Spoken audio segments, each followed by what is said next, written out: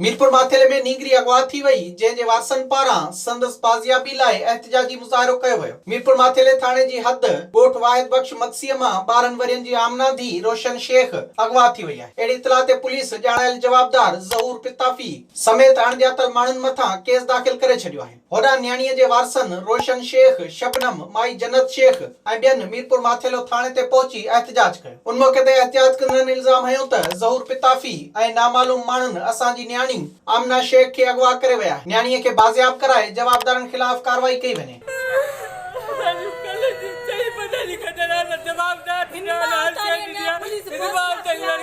Police हिकिड़ो जवाबदार थियो आहे, ॿियो जवाबदार थियो आहे न घरनि में गिरनि ॾे थी, न गला ॾे थी, न कंहिंजे बजे थी।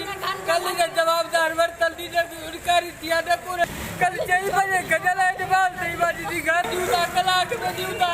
पिता बि चवंदा त हिन टाइम ॾियूं था, असां ॻोल्हींदा वधाऊं, असां हे कंदा वधाऊं, कंहिं चङे सां ॻाल्हाइनि था। सॼी राति असांखे थोरो आसरो ॾिनो अथऊं, असांखे पहुती कोन्हे।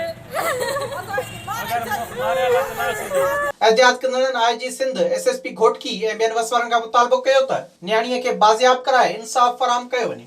विज़िट कयो अवामी आवाज़ मीडिया ग्रुप जी वेबसाइट awamiawaz.pk।